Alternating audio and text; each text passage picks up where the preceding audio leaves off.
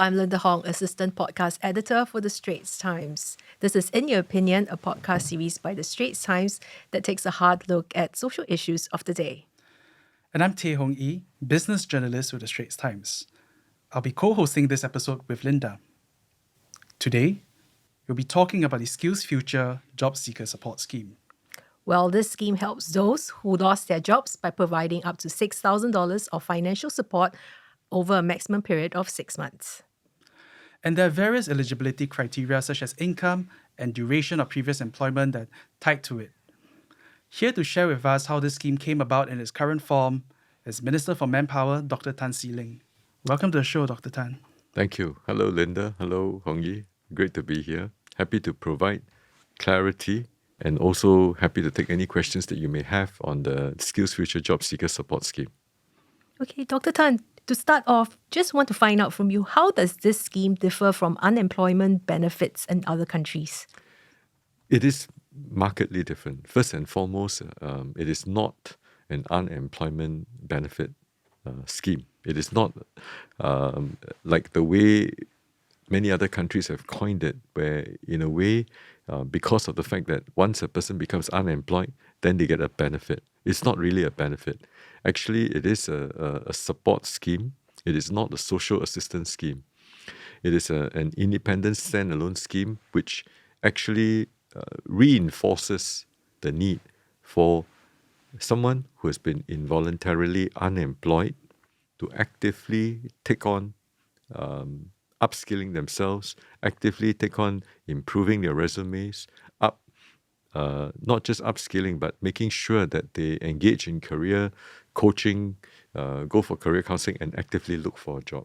So it's a very proactive scheme that nudges people in a very positive direction. So it reinforces a positive behavior, the behavior of taking the responsibility and taking it upon themselves to actively go out and look for a job. That's why it's called the SkillsFuture JobSeeker Support Scheme. So it support people who actively want to job seek. So I imagine this was a very specific choice in terminology to set the right expectations as compared to the phrasing of benefits or welfare that the government, I would imagine, is trying to avoid here. Actually, I think you have sort of pointed just about half of it. It is not a labeling initiative. Actually, it is a paradigm shift. And I tell you a paradigm shift in two things, right? First and foremost, actually it's a reset for the government. A reset in terms of the mindset shifts that the government has. In the past, right, we don't provide welfare schemes of this type of nature.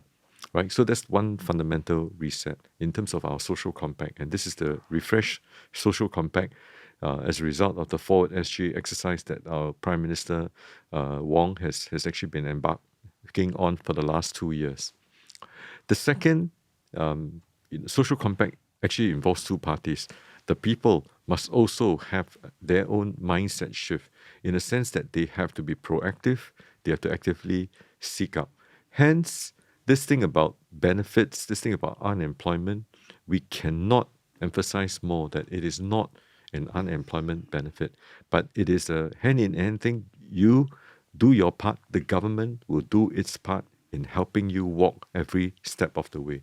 And particularly when you become involuntarily unemployed, partly because of curveballs that has been thrown at you, the government will be there with you so long as you actively find the means to upgrade yourself, upskill yourself, go and look for a new job. And it gives you that tiered financial support to tide you over the period when you are unemployed and when you are actively looking for a job. And it's a very fundamental change. It's not an unemployment benefit. Why is it that I'm so intense in terms of trying to explain it? Is I've seen, and many of my colleagues from MOM, we sort of studied systems from all over the world. We've seen in many other countries where unemployment benefits through even unemployment insurance do have the unwanted consequence of resulting in people just going into a sense of inertia about looking for jobs and staying unemployed. Because after all, when the benefit is there, right, it actually delays that active job seeker from landing a job faster than compared to what it would normally sort of be if you don't have any of these benefits. So what we're hoping for this job seeker support scheme is to use it as an incentive to tell you that and to nudge you, to encourage you, to say that give it that slight little shove, do something, okay, we will be there with you. So, what events or data did the government observe that ultimately prompted, as you've mentioned, as a very huge paradigm shift to put in place such a job seeker support scheme? And why were they so compelling?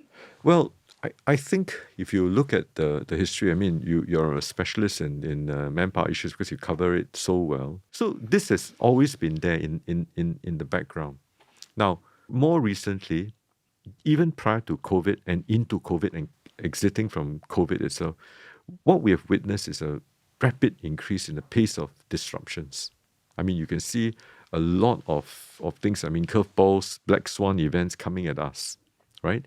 On top of that, the pace of change is also accelerating. Once upon a time, I think just as early as 3-4 years ago, you know, I'm the MP I'm for Marine Parade. And at Parkway Parade, there's this building. I used to see scores and scores of cars and parents dropping off their kids to do coding.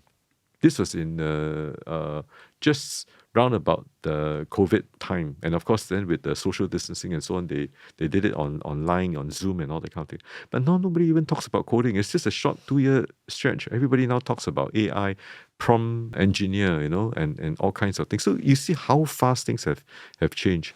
And so the confluence of all this pace of disruptions, the increasing pace, the accelerated pace of change. On top of that, the SNEF, NTUC, they also did this PME task force, getting feedback from them. And in our Forward SG dialogues, all of them sort of triangulated to this thing about some form of support has to be given to nudge people who are involuntarily unemployed to go back, to motivate them to go back to look for something. And don't just jump into the next available job, but give them a bit of time, right? Build up the resume, find out what they really can do, what they're good at, and find a better fit for them. And that is how we landed on this thing. And of course, then we need to plan the parameters, right? So it took us about a year plus in the planning. In fact, we intimated that we're going to do this last year when we launched the Majula scheme. Then we said that we needed a bit more time. And of course, at this year's NDR, Prime Minister finally announced it. So it's been in the planning and in the works. I mean, there's no one particular point, but it's more the confluence of all these things coming together that resulted in this scheme, being created. What were some of the key alternatives then, apart from this, how the job seeker support scheme has actually come up to? Linda, that's a very good point. So how do I sort of isolate the thing? First and foremost, we wanted to make sure that it is a standalone scheme. Right? So we don't go and conflate it with the fact that, what about household assistance? What about other assistance schemes and so on? They are all still running contemporaneously. So this one sits on top of it. You can stack it on top of it. Meaning to say that really this is a scheme for people to bounce back better.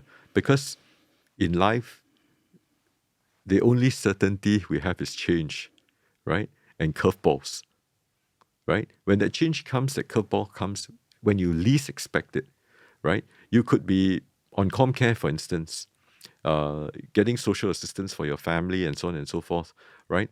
You could also be on some long-term course on the career conversion program, right? Or you could be someone in your mid-40s who've just signed up for the SkillsFuture Level Up course and you're on that. If let's say you are earning about 5,000 a month, you're collecting, the 2,500 in terms of your training allowance every month for over a 2-year period, and suddenly you lose your job, right? This scheme sits on top of that, right? It is independent of all the other schemes that you're on currently or you're not on currently. This gives you a clear nudge, a clear support. Of course, you always say that why not better, right? Of course, we can always be better at it. But this is a start. This is something that we wanted to signal that, hey, don't worry, all right? We know that there are a lot of disruptions. We know that the pace of change is, and we don't know how much or how far the future is going to, or what it entails for us. But the moment you are disrupted involuntarily, you're unemployed involuntarily, right, we'll be there for you. And this is something to help you, right? It tides you over this 6 month period, right? But so long as you please at least, how many of you look at your resume and update it, right? So at least first and foremost, please go and update your resume. Maybe there are some courses and certification or accreditation courses you've gone for. You may not even have put it inside your bio data or your resume, right? Update it, right? And then talk to a career coach. It could be that you may know everything. It's just that you don't know how to articulate what you know. Maybe the ability to distill out what is the quintessential, what are the 3 value-added propositions you can do for the company. You may not be able to do that. So just go for that kind of coaching. Then make yourself more employable, right? Make yourself, a lot more appealing. That is what we want to do with you. So, Dr. Tan, you touched on the gestation period of the policy, ultimately to the form it has taken now. Perhaps could you take us through how the closed-door meetings were like within the government and with the tripartite partners? What was the tough key decisions? Was there any hand-wringing or wrangling involved? Hong Yi, you have a gift. You have a way of asking me to answer a question in a very, very roundabout way. Yeah, I think you should really keep that gift and be a coach also to many of our people who are looking for this kind of help, to tell them that you can ask questions in a different way and still get the same answer. Well, I will satisfy you today. There's a lot of heated discussion behind the scenes, right? In case people think that they're not independent enough, right? And many of these discussions go late into the day itself, into the evenings, because obviously coming in from the labor movement, they would have a concept to say that why can't it be, a lot more sort of, you have less conditions attached to it and this and that, right? But then on the other side, you also have employers who say that, hey, look, okay, we don't want it to be such that it is at will, and to let them end up with a different type of behavior. And of course, the government always also making sure that we have to balance the costing, for instance, whether this burden, if we were to go into an insurance, for instance, right, who is going to ultimately bear the burden and the cost? It would be back to consumers, right? Correct? Because the business will say that, today the business cost is really high, right? I think I cover energy, and every time PQs are filed, your electricity tariffs and so on and so forth. So that's one part of it. Then manpower costs, you cover manpower, right? So, and then of course there's a rental cost, overheads and so on and so forth. So do we want to add another dimension of burden in terms of financial burdens to them? And then of course the next question people ask is that, are you going to mandate it or not, that everyone must therefore take up this insurance? Right? Because if you don't mandate it, if you leave it optional, then you're going to promote, moral hazard or adverse selection, right? Because then those people who they'll buy, then those people who are not going to, they're not in any fear of being disrupted or whatever it is, and they've been working all their lives to stay ahead and all that kind of thing, they'll say, I don't need the insurance, I don't buy. Correct? So how do you then price the actual premiums? What is the payout going to be and all that? We realize that it's going to be technically even more difficult. And so after all that heated discussions, all that independently heated discussions behind the scene that really took a lot of time, we finally landed on this, that the government at least bears the burden. We tried out, and by the way, this is just the first step, right? This is not going to be the be all and end all, but we have to start somewhere. So we start off 6 months, 6,000, we front load it.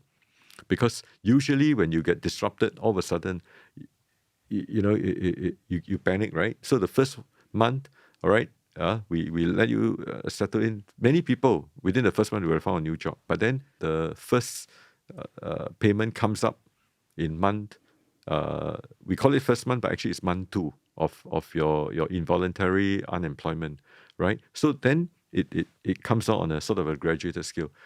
And the entire cost is borne by the government. So the businesses cannot say that it adds to their burden, okay? And then the labor movement knows that actually someone is picking up the tab. So speaking of the tiered payout you've mentioned just now, first month you get 1,005, then consequently it tapers down to 1,250, Yeah, then 1,000. 1,000, then 750, 750. Yeah. Yeah. So could you maybe explain to us how this tiered payouts come about? We want the momentum to sort of be really at its peak. Because the first month, right, when you lose your job, the incentive to quickly bounce back is the highest. And that's the time when you prep your CVs, you update your CV, you talk to whether it's a career coach or go for career counseling, right? You can also go for some of the WSG or E2I facilitation courses and so on. So the intensity is the highest. Now, the details as to what the technicality in terms of the scheme is going to be, I don't want to steal the thunder, but we sort of more or less have mapped it out already. So I think WSG, who's going to administer the thing, will be making the announcements in due time, right? And what we've done is to make sure that that cadence is maintained in the second month and the third month. That's why it's all at 4 figures, right? Most of the time, once you have that cadence, I mean, I don't expect you to update your CV again, after 2 months, right? You would normally do it like once every, sort of 6 months or so, right? That's really quite remarkable. So you do it, right? Then, that cadence is maintained. That's why it sort of tapers off after a while. And today, I think I did share that within 6 months, already about 60% of those involuntarily unemployed get back into a job, right? By a year, I think 75% of that. So we think that with this scheme coming in, we hope that more than 60%, significantly more than 60% will be within the 6 months. So, Dr. Tan, how will the parameters or safeguards of the scheme seek to minimize the concerns of disincentivizing work or upskilling that were previously flagged by the government in prior engagements about such a support scheme? Because this is tied to a series of positive behavior, right? It is reinforcing, it is a self-reinforcement, and then coming up with the government nudging you and rewarding you for a whole series of things that you do. I think the first and foremost part of it is really promoting that mindset that, hey, you need to be responsible for your own career journey. You're keeping abreast of what is the latest, what is needed in terms of the fulfillment of the gaps that you have in your understanding of certain things, right? And then you continue to go and upgrade yourself. So by making sure that you have that cadence as a result of that, right? Once you land on a job, then that momentum should continue. It's how you get to the first step. Most of the time, the first step is the most difficult. But once you start to do it, right, you actually sort of, the momentum is there. You just continue to gather your momentum. So we hope that this is the first step. There are all the other programs that we have today, whether you're a mid-career worker, whether you're just starting out as a fresh graduate, whether you are also a senior worker, looking for transition, looking for pivots, looking for transformation. I think at every season of your life, there is something for you.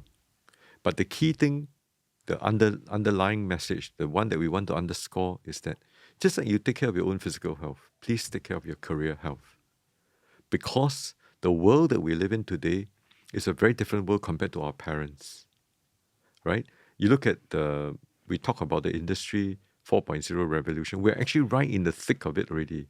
One can even say that we are actually on the cusp of the Industry 5.0 revolution. And in that sense itself, it will no longer be machine to machine. It will be human to machine. And the earlier we get ahead of it, the better we are prepared for it. No one knows what the future is going to be, right? But you can plan. Because if you don't plan, that's one sure way to fail. But you plan, at least you have a very good fighting chance you will succeed. And that is the message that we not just want to seed into our fellow Singaporeans. But we want to ensure that every single Singaporean will see that as their cadence and maintain it. What about the qualifying criteria? There's a lot of qualifying criteria. You got to have worked 6 months of 12 months. You got to have the income. All this, right? Is that too much for people to apply? I think it's actually quite easy to apply because we actually have most of that data within our systems itself. I think it's whether it's CPF, or some of the employment data. So I don't think it is going to be that acrimonious. Regardless of what it is, this is public funds, right? It's funded by all of us, right? This is not an insurance scheme. So we need to have a framework in which we can ensure that we're dispersing the funds to where it is needed. Now, if you look at the math itself, we actually targeted the up to the 6,000. I think it's $5,000 mark, right? Yes. Yeah, in terms of the salary per month. This is actually slightly above the median, right? Slightly above the median. So 6 in 10 Singaporeans, who are involuntarily unemployed, would be covered by this particular scheme. It's quite a significant step, right?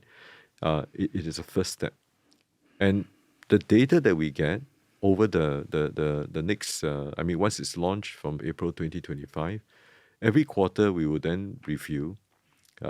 After a while, when we have enough data, we will then be able to see how we can improve the scheme, or we think that the scheme has really paid so well, right? We can. I don't think it will dial back, but it gives us some baseline for us to then build on it. I think that's the first thing.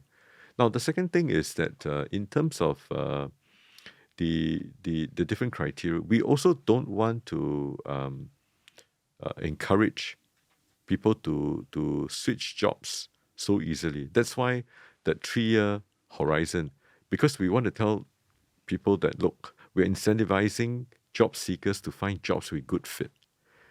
How can you justify that it's a good fit if every 6 months, you come back to the same scheme? As soon as the scheme ends, you come back and you go for a new job. Then that's really not a good fit. So, on the sort of on the balance itself, we find that 3 years is actually a good yardstick, because most of the if you look at the retrenchment data, right, after a year, we did say that I think 75% of it was just 3 days ago, get back into 70 or 75%, get back into a job. And I think the majority of them, right, stay on for 3 years, and they are either at the same pay or even better pay. That is the type of positive job switch that we hope that this scheme would help people to achieve.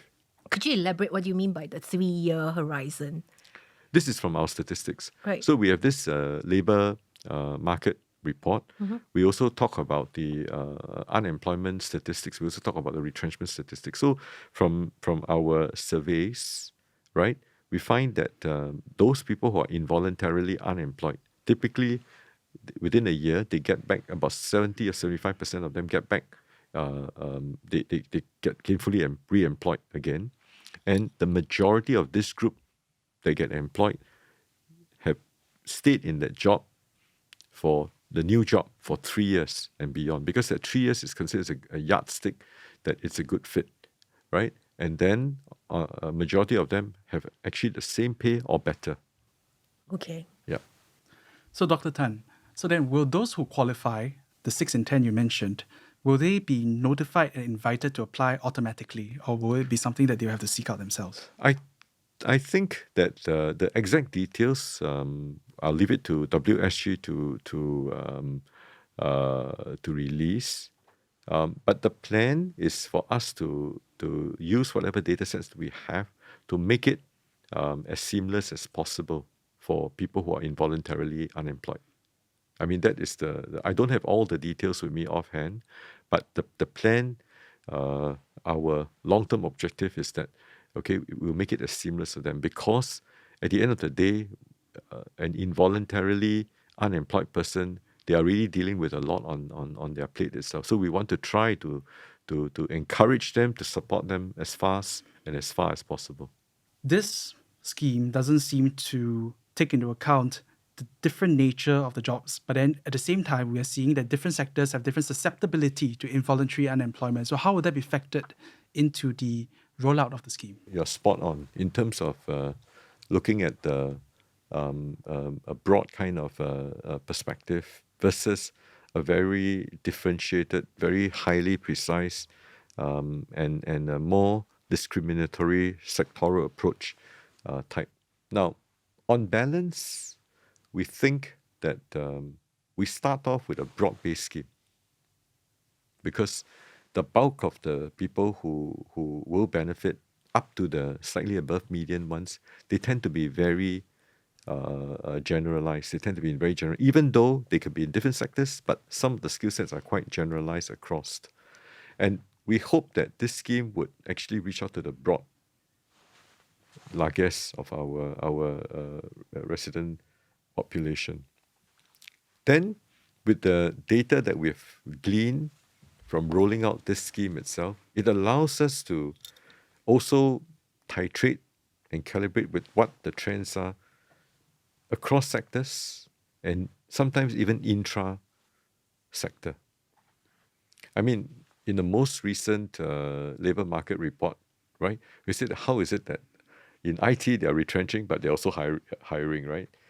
In financial services, remember you asked me that question. But the fact of the matter is that they are restructuring, you see. So sometimes that restructuring may need a different pair of lens and a more specialized way of looking at it. Now, can a broad job seeker support scheme therefore cater to the nth degree? I don't think it can, right?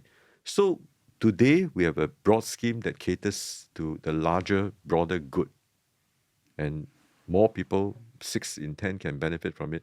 Let's start with that. I think it's a good start, right?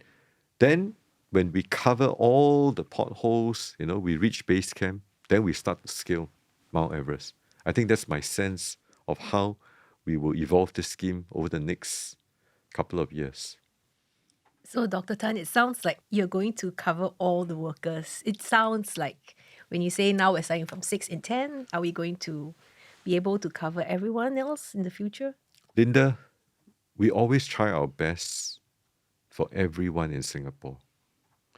And rather than, as of the outset, reach for the stars, right? And then don't even do anything, or we start and we aim for the stars. So I think I leave it to you to surmise and conclude, how you think the government should be looking at it. And this scheme came about following the Forward Singapore exercise led by the 4G leaders. How does this scheme perhaps reflect the style of policy making from the 4G leadership? I think I'm a very, very new 4G, right? My sense is that they're prepared to try new things. I think this is one very clear example, right, of a reset, right? I think Prime Minister himself has said that this is a reset and it's a paradigm shift. But this has to work not just from the government's perspective, because for social compact, it takes many hands to clap. So while it is a reset, it's a paradigm shift from the government, we hope that our population, our residents, our fellow Singaporeans will also, right, see the need to have their own mindset shift and reset. And it is not really business as usual, because if you think about it, today, the world is a very different place from the time when we were all growing up, right? Look at the significant geopolitical tensions. Look at the widening gap between some of the emerging economies versus the leading economies. If you look at also the pace of technological disruptions, the pace of technological adoption, new technology coming on, I think it behooves all of us, if we want to continue to stay not just ahead, just abreast only. We need to continue to learn. We need to continue to to upskill. We need to continue to retrain ourselves. And I think that is what is needed. Well, that's a wrap for In Your Opinion. Thank you, Dr. Tan, for your insights. It was a pleasure to speak to you. Likewise. Thank you. And I'm Tae Hong Yi. You can email us your thoughts on this issue. And if you'd like to read my articles and ST's opinion columns, all these links are in the show notes below. Thanks for listening.